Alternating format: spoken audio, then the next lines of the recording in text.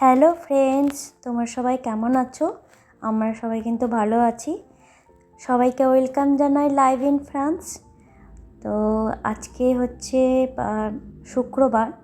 তো শুক্রবারে আজকে আমাদের তো ননভেজ খাওয়াবে। তো ওই যে বাংলাদেশের শপের থেকে যে বাজার করেছিলাম, মাছের বাজার, তো আজকে ভাবলাম পোনা মাছও আছে, ইলিশ মাছও আছে।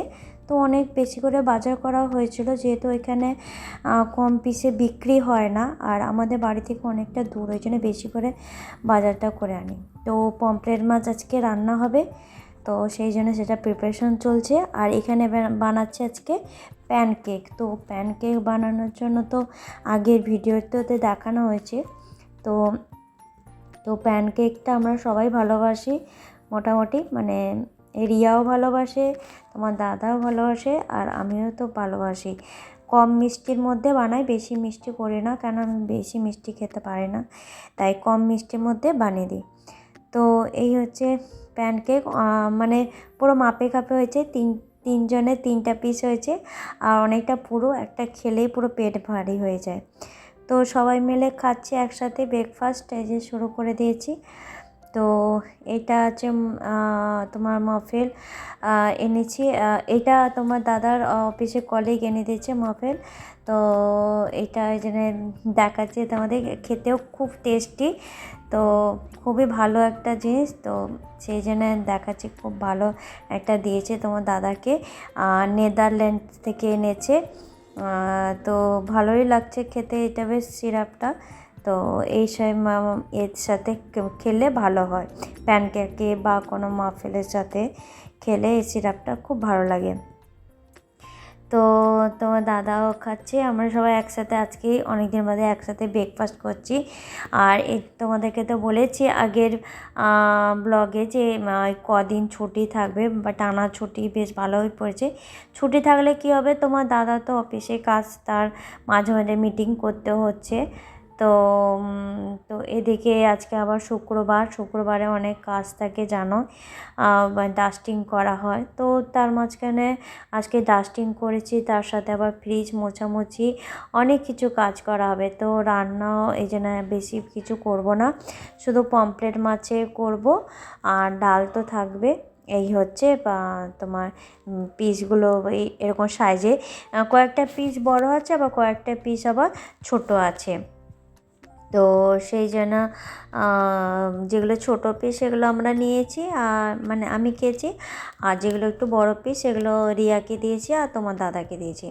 আর মাছটা সত্যি অসাধারণ খেতে, দারুণ টেস্ট, একটু বোঝা যাচ্ছে না যে ফ্রোজেনের মাছ বলে, কিন্তু হ্যাঁ একটা টাটকা মাছের ডিফারেন্স থাকে, কিন্তু এমন নয় যে খেতে বাজে বা ভাল লাগছে না, টেস্ট কিন্তু খুবই সুন্দর।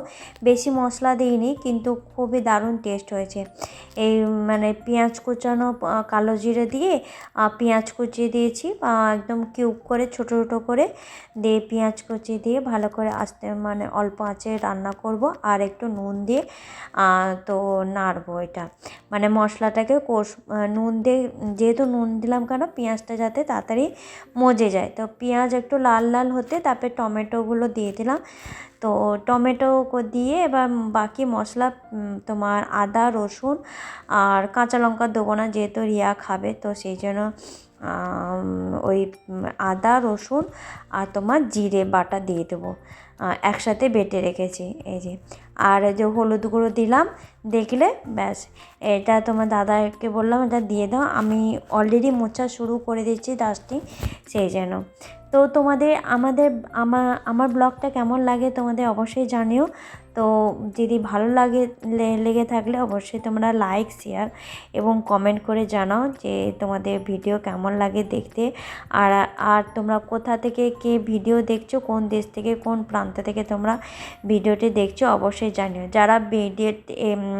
যারা আমাকে কমেন্ট করবে অবশ্যই তার নাম তুলে ধরবো এই ভিডিওর মাধ্যমে। তো অবশ্যই কিন্তু কমেন্ট করো, তাহলে আমার খুব ভালো লাগবে।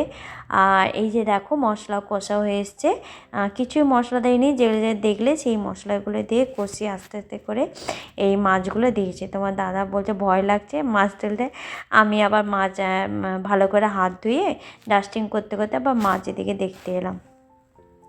তো এইগুলো মাঝে করা হয়ে গেলে তো আমাদের খেতে খেতে প্রায় 1:30টার মধ্যে খেতে বসে গেছি। তো খুব তাড়াতাড়ি তোমার দাদা একটু সহযোগিতা করেছিল বলে একটু তাড়াতাড়ি, নাহলে খুব দেরি হয়ে যায়, খেতে খেতে 2:30টা হয়ে যায় আমি যেদিন ডাস্টিং করি। কিন্তু সবাই মিলে কাজটা করেছি বলে তাড়াতাড়ি হয়ে গেছে। মেয়েও হেল্প করেছে, জিনিসপত্র বের করে দিয়েছে, সে তো বললে করে দেয় বা তো এইটার জন্য আরও তাড়াতাড়ি হয়ে যায়, সবাই মিলেমিশে কাজ করেছি এটাই।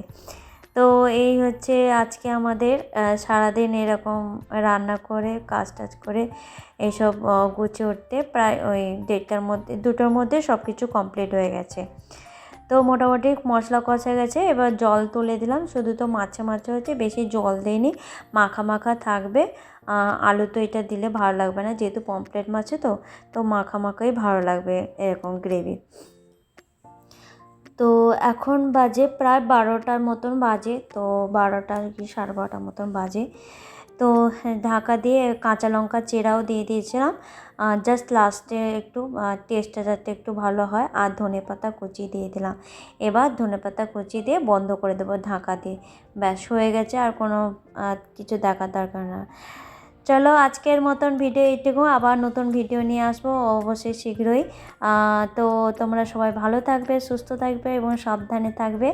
আজকের মতন কিন্তু ভিডিও এইটুকু, চলো টাটা বাই।